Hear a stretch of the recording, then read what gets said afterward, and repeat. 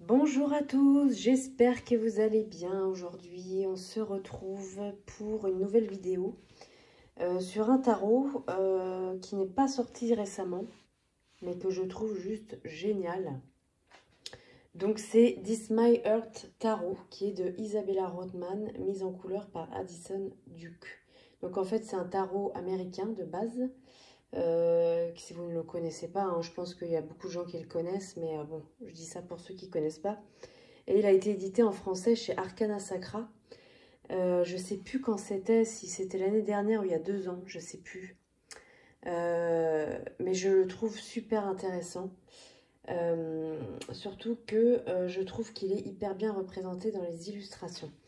Alors, on a un super coffret, toujours chez Arcana Sacra, bien évidemment, tout le monde connaît, hein, voilà. Avec une superbe illustration à l'intérieur. Un livret, super. Alors, le livret, il peut ne pas plaire, je trouve, parce que... alors, il est super beau. Voilà, magnifique. Donc, on a un à propos de l'auteur, je vais commencer par ça. Hein.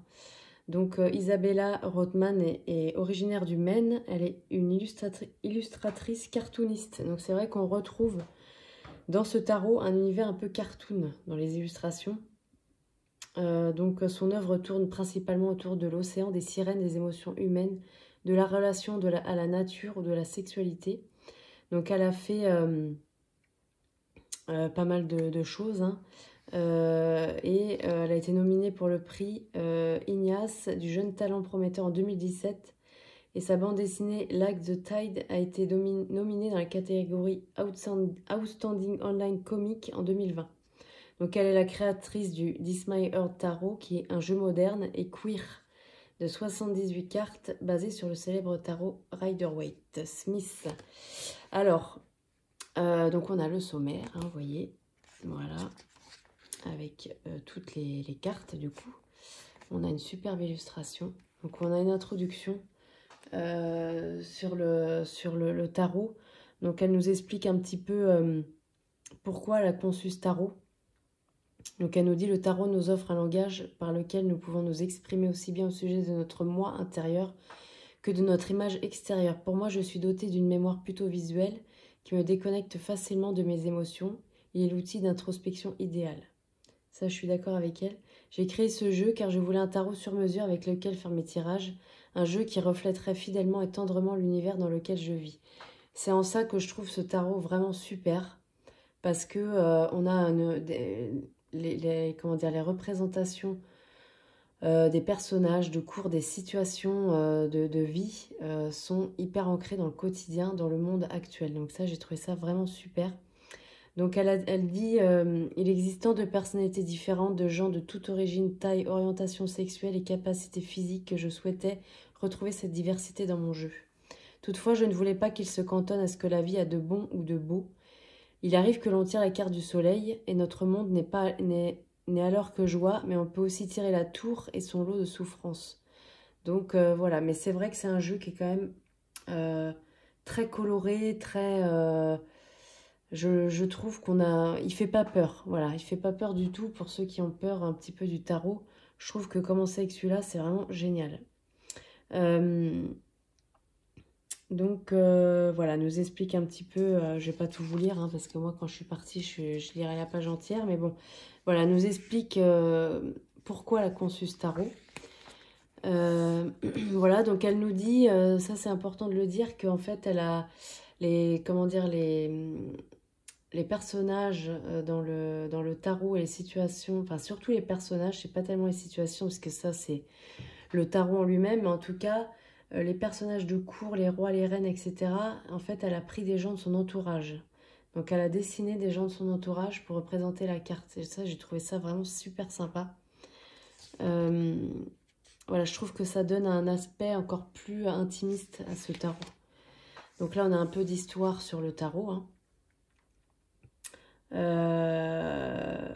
Elle nous explique l'histoire du tarot. Lire les cartes. Donc voilà, elle nous dit: faites de la place, battez les cartes, posez votre question.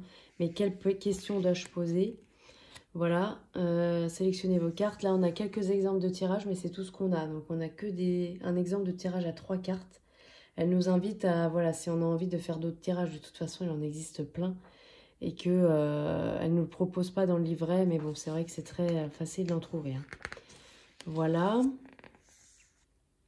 Interpréter les cartes clôturées, le langage du tarot. Alors elle, je ne sais plus où c'est exactement. Mais en fait, elle nous explique un peu sa relation au tarot. Et ça, je trouvais ça intéressant aussi. Je pense que c'est peut-être là.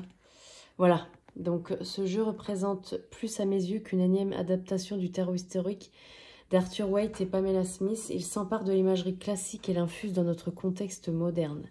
Il se pourrait que vous le trouviez déstabilisant, mais sachez que je crois dur comme fer au tarot, mais pas en la divination. À mon sens, il n'y a aucune force, aucun esprit, univers ou autre qui détermine les cartes que vous tirez en fonction de votre avenir. Si vous y croyez, c'est très bien, car cela vous dote d'une plus grande force. Mais pour moi, la véritable magie réside dans l'interprétation. Donc, vous voyez, elle a une vision du tarot très personnelle. Moi, je rejoins un peu les deux, en fait. Hein. Je rejoins un peu sa façon de voir les choses et aussi en la divination parce qu'on peut quand même voir énormément de choses dans le tarot. Donc voilà, après, c'est très personnel finalement tout ça. Hein. C'est en fonction de la façon de faire de chacun. Donc voilà, là on avait les tirages, le langage du tarot. Donc la structure du tarot est une langue à part entière. À mon sens, pour un apprentissage gratifiant du tarot, il faut apprendre à parler cette langue. Certes, vous pourriez vous contenter de mémoriser leur signification par cœur, mais vous risqueriez alors de passer à côté de leur sens profond et de ne pas voir la merveilleuse interaction entre les symboles et les sens. Le chapitre suivant n'est là que pour vous servir d'anti-sèche. Donc elle nous invite quand même à s'en servir intuitivement aussi. Hein. Donc on a les arcanes majeures, les mineurs, donc elle nous explique un petit peu qu'est-ce que c'est.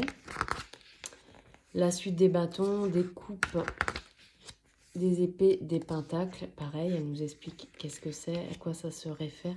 Les cartes numérotées, donc de 1 à 10, du coup, c'est la numérologie en fin de compte, ça. Les figures, voilà, les valets, pareil, elle nous explique tout ça. Les cavaliers, les reines, les rois. Donc les genres dans le tarot, donc c'est là que son tarot prend tout son sens dans cette explication-là aussi. Donc elle dit la tradition du tarot est saturée par les genres, on ne peut pas y échapper. En tant qu'artiste luttant pour que son œuvre touche des personnes de tout genre confondus, je n'ai pas trouvé la tâche facile. Parce que c'est vrai que le tarot c'est tellement ancien que c'est pas facile de forcément l'adapter à une représentation moderne. Donc les tarots traditionnels ont une idée bien arrêtée sur les caractéristiques féminines ou masculines. L'impératrice incarne la douceur de l'archétype féminin. Elle est bienveillante maternelle, liée à la nature et dotée d'une sexualité sensuelle. Elle est l'émotion à l'état pur. L'empereur archétype du père est gouverné par sa logique. Il est sévère, insensible et rationnel. Le magicien également masculin apporte de l'abstrait au monde matériel. Cette liste interminable de caractéristiques dites féminines ou masculines se répète encore et encore dans l'univers du tarot. Les reines sont féminines, elles doivent donc incarner l'idéalisation intériorisée de leur suite. Les rois masculins et extravertis projettent les idéaux de leur suite vers l'extérieur et donc sur les autres. Et nous, en particulier les membres de la communauté LGBTQIA+, présents parmi nous, que sommes-nous censés faire de tout ça? Donc ça, c'est là que j'ai trouvé ça super intéressant. J'ai découvert que la réponse à cette question se cachait dans le tarot depuis le début, mais j'interprétais les cartes trop littéralement pour m'en apercevoir. Les cartomanciens et les créateurs de tarot cherchent généralement à atteindre un équilibre entre le travail, la spiritualité, les émotions et les choses matérielles. Le tarot nous souhaite de trouver cet équilibre. Or, le genrisme est l'un des biais symboliques par lequel il passe pour nous y aider. Vous avez parfaitement le droit de vous identifier à des caractéristiques genrées qui ne renvoient pourtant visiblement pas à votre sexe. Donc là, elle nous permet de ne pas être dans le traditionnel pur. En fait, elle nous permet de prendre ce qui nous parle en fait dans le genre Euh, Ainsi, lorsque vous utilisez ce livre et ce jeu de cartes, gardez en tête que lorsque je parle de féminin ou de masculin, j'entends par là un ensemble de caractéristiques qui ont été assignées à l'un ou l'autre du sexe par la tradition du tarot. Lorsque j'écris homme ou femme, je fais référence au genre visible du personnage illustré sur la carte et non pas nécessairement à ses attributs sexuels de naissance. Donc voilà, c'est un jeu qui nous permet une liberté en fait de lecture par rapport à ça. Donc dans ce jeu, les genres ne sont pas immuables. Lorsque le sexe d'un personnage avait une importance symbolique pour l'interprétation de la carte, j'ai gardé celui défini par le jeu Rider-Waite-Smith. Si à l'inverse, le genre n'avait pas d'incidence sur la compréhension de la carte, j'ai pris la liberté de le modifier, voire de supprimer tout indice permettant de l'identifier.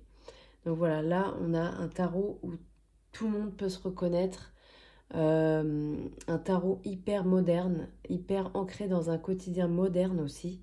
Parce que vous allez voir que les illustrations, on est vraiment dans le quotidien de maintenant.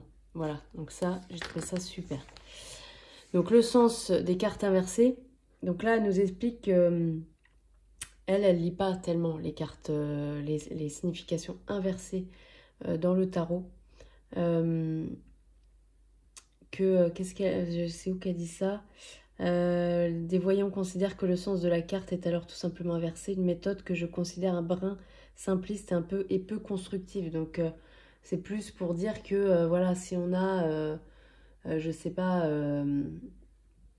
une carte, par exemple la série des épées qui est un petit peu plus difficile, si on la tire inversée et que c'est tout l'inverse de ce que ça veut dire, c'est un peu facile. Donc ça c'est vrai que effectivement je crois que c'est Offlan sur sa chaîne, j'avais regardé sa review, il me semble que c'est elle, j'espère que je me trompe pas, qui disait qu'il y a quand même déjà assez de cartes compliquées dans le tarot pour en plus ajouter des significations inversées. C'est vrai que moi je fais les significations inversées, mais j'ai trouvé sa réflexion assez pertinente, parce qu'effectivement il y a quand même pas mal de cartes qui sont compliquées et on rajoute du compliqué sur des cartes qui... Enfin, vous voyez, c'est vrai que, bon, j'avoue que ça m'a permis d'avoir une réflexion là-dessus. Dans ce livre, vous ne trouverez pas de sens spécifique pour les cartes renversées. En général, je considère qu'une carte à l'envers voit son énergie bloquée. Donc ça, c'est intéressant, ça nous permet de peut-être voir ça comme ça. De fait, il est alors du ressort du consultant de chasser cet obstacle pour remettre la carte à l'endroit. Je trouve cette méthode plus efficace car il me suffit de connaître le sens de la carte droite pour pouvoir interpréter son envers. C'est vrai parce que il y a quand même 78 cartes et apprendre le tarot c'est déjà assez long. Et en plus, il faut apprendre les significations inversées de chaque carte. En fait, on double clairement l'apprentissage. Et bon, après, ça c'est pareil, hein, c'est très personnel et c'est propre à chacun. Mais je trouvais ça intéressant aussi. Vous pouvez adopter la même méthode comme vous pouvez en choisir une autre pour lire les cartes renversées. Vous pouvez également toujours battre les cartes en les gardant droites pour qu'aucune ne puisse se retourner. Le choix vous appartient. Donc voilà, là c'est très personnel. Ensuite, on a la description des cartes. Donc vous voyez, donc là on n'a pas de représentation de la carte comme on a souvent. Excusez-moi. Mais on a le personnage, par exemple là le fou, le personnage du fou, qui est représenté, ouf, je vais y arriver, sur le livret. Je trouvais ça super, super original, parce que, bon, on le voit jamais en fait, ça, et j'ai trouvé ça super. Donc voilà, là on a une signification de la carte, donc on a quand même un bon texte, et effectivement on n'a pas de signification inversée. Donc on a ça, vous voyez, pour chaque carte. Pour les mineurs aussi. Voilà, donc c'est pareil pour toutes les cartes, hein, voyez. Voilà. Les remerciements, voilà. Voilà pour le livret. Donc, ce que je voulais dire quand je disais qu'il peut ne pas plaire à tout le monde, c'est que voilà, ceux qui sont habitués à avoir toujours la signification, enfin, qui sont attachés à ça,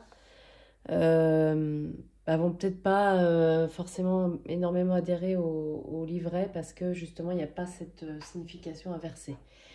Voilà, pour les débutants, de toute façon il suffit d'avoir les significations du tarot, on les trouve aussi partout, hein. On n'a pas forcément besoin de ce livret-là. Mais bon, après, elle a une vision qui est quand même très intéressante. Donc, je trouve que c'est quand même intéressant de voir comment elle a écrit la signification de la carte, même si le tarot, ça veut toujours dire la même chose, évidemment. Mais voilà, ça nous donne l'essence du tarot aussi, de ce qu'elle a voulu mettre dedans. Donc, je trouve ça intéressant. Alors, moi, j'ai cassé la... Il y a toujours, vous savez, comment? Une ficelle en satin, là, pour sortir la boîte. Moi, je l'ai cassée, donc voilà. Donc, je ne l'ai pas, mais sachez qu'il y en a une pour sortir le boîtier. À l'intérieur, je vais y arriver, j'espère. Voilà, on a toujours une belle illustration. Donc, la tempérance. Je vais essayer de la remettre, mais je ne vais pas y arriver. On va laisser tomber. Voilà. Alors, à l'intérieur, on a une autre boîte, hein, comme d'habitude, chez Arcana Sacra, super sympa, très très belle boîte, en dur, hyper bonne qualité, ça c'est vraiment, c'est vrai que tout le monde le dit tout le temps, et dans toutes les vidéos, sur toutes les chaînes, on entend ça, c'est vrai, mais c'est quand même important de le souligner, parce que c'est pas le cas partout, donc voilà, c'est quand même important de le souligner, parce qu'ils sont pas forcément beaucoup plus chers. Et on a une qualité qui est quand même incroyable. Donc à l'intérieur, laissez-vous guider sur le chemin qui est le vôtre. Avec la roue de fortune.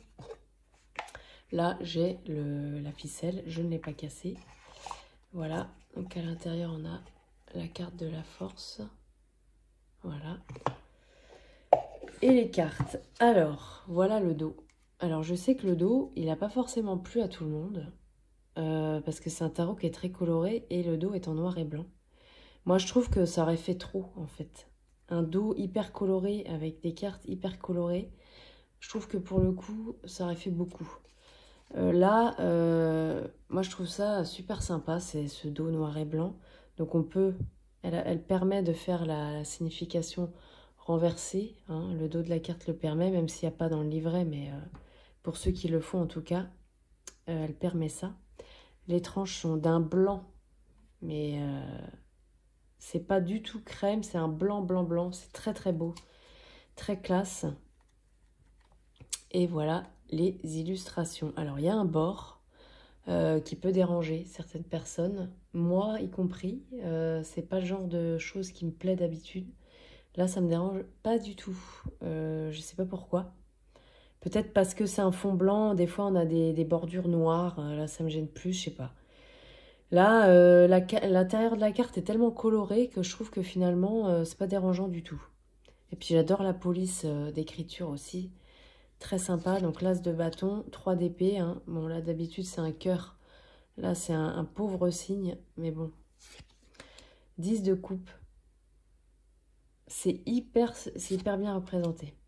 8 de coupe, vous voyez, on comprend tout de suite... la signification, on peut se plonger dedans et voilà, mais je trouve que c'est assez clair quand même, quoi. Cavalier de coupe, reine de coupe, donc là c'est sa mère qu'elle a représentée pour la reine de coupe.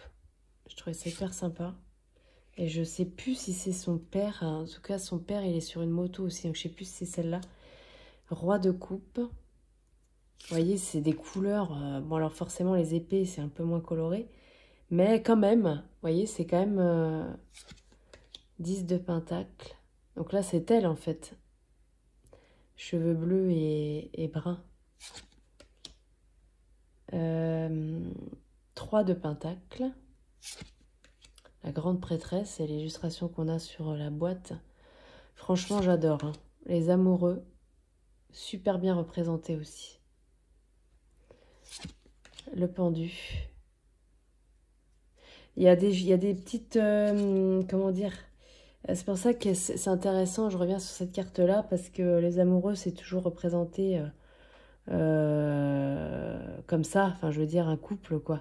Mais là, il y a des choses à regarder, on voit qu'elle regarde en l'air. Cupidon, il a déjà tiré sa flèche, il n'y a pas de flèche. Vous voyez, il y a plein de petites choses comme ça à voir. Alors pas sur toutes les cartes, hein, mais là, vous voyez, on a un petit oiseau qui est posé sur la jambe. La force, c'est super beau. L'ermite. Moi, je me rends compte que je suis assez difficile en tarot, finalement. Parce que j'ai besoin que ce soit assez représentatif, parce que sinon, j'ai du mal, en fait. Je sais pas, alors je suis pas experte en tarot non plus, donc c'est peut-être pour ça. Mais je trouve ça quand même important, surtout les oracles, ça me dérange beaucoup moins. Parce que comment dire, les illustrations, elles sont propres à cet oracle-là, la signification est propre à l'oracle en question. Chaque oracle est unique finalement. Le tarot, voilà, c'est quand même quelque chose d'un peu, pas universel, mais presque.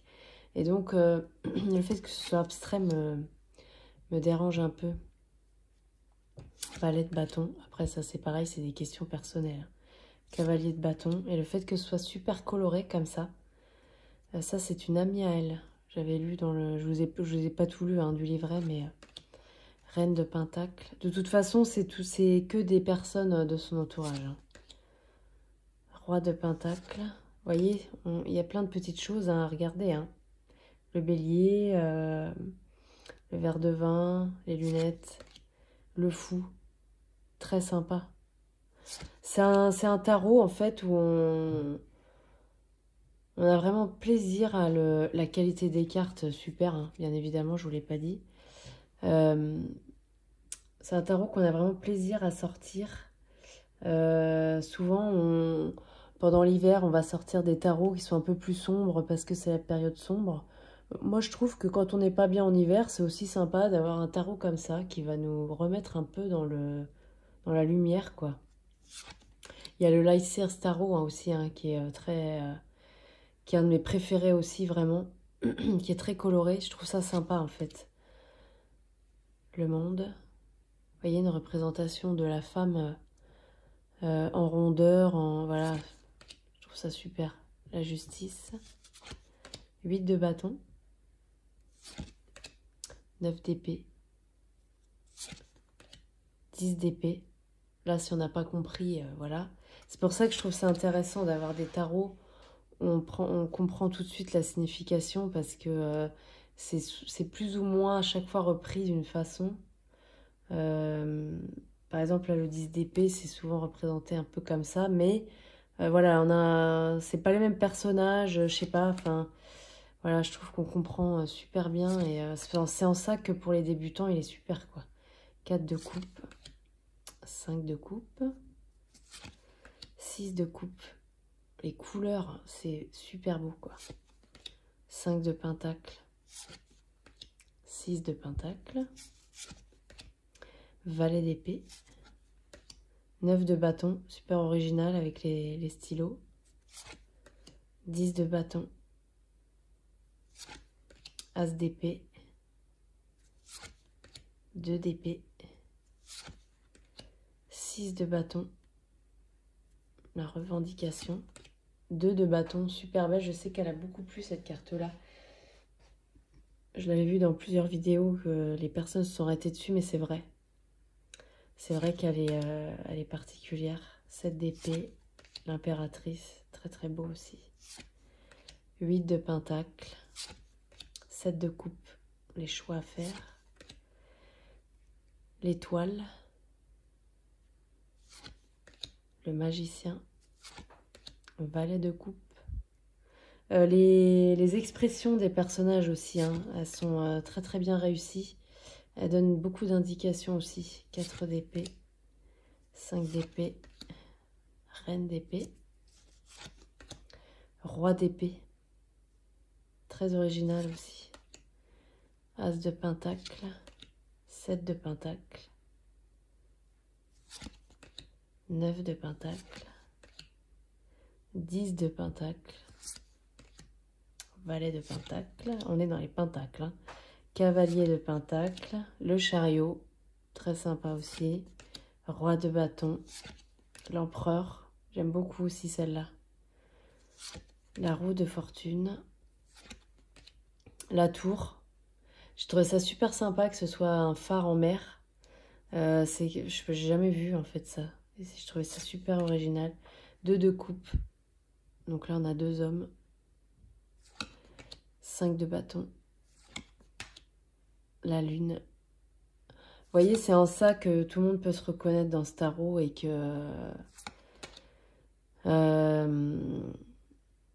on a toute forme de sexualité, comment dire, d'orientation sexuelle, de corpulence, voilà, ça, voilà, par exemple, Tempérance, vous voyez, il a une coupe hyper moderne, quoi. Enfin, c'est le diable. Alors celle-là, écoutez, on peut pas faire mieux là, je pense, hein, pour comprendre. Avec tous ces gens qui sont enchaînés en bas et qui sont en train de boire plus que raison. Avec le corps de femme en haut, le corps d'homme en bas, et qui fume une cigarette. Enfin, vraiment, j'ai trouvé ça super. Le hiérophante, 3 de bâton, as de coupe. Alors celle-là, elle est magnifique. Regardez ces couleurs. Oh, c'est magnifique. La mort, super bien représentée aussi. Cavalier d'épée, 6 d'épée. Et le 3 de coupe. Voilà. Donc, bah écoutez, je pense que beaucoup de personnes l'ont, hein, effectivement. Je pense que je suis une des dernières personnes à ne pas l'avoir. Mais voilà, voilà, je pense qu'on a tous un cheminement dans le tarot, hein, on se rend compte de nos goûts, voilà. Moi, je suis pas collectionneuse parce que quand il y a un jeu que j'ai et que je sais que je m'en servirai pas, c'est pas la peine de le garder, je trouve, parce que bon, après ça c'est hyper personnel. Les collectionneurs, je comprends complètement, mais vraiment. Moi, j'aurais aimé, malheureusement, je ne peux pas collectionner déjà. Et puis, il y a des jeux comme ça, je sais pas pourquoi. Je sais que je les garderai parce que je sais que je m'en servirai, que j'aurais besoin d'eux. Il y a des jeux, ça arrive qu'on se trompe, hein, je pense tout le monde, on achète un jeu, puis en fait on se rend compte qu'il n'y a pas une grosse connexion, ou que les choses, enfin ça nous parle pas, on sait qu'on l'utilisera pas. Voilà, il y en a un peu comme ça. Moi ça m'est arrivé en tout cas de me tromper un peu. Donc voilà, en tout cas celui-là, je me suis pas du tout trompée. Bah écoutez, dites-moi si vous l'avez, s'il vous plaît, ce que vous en pensez. Voilà.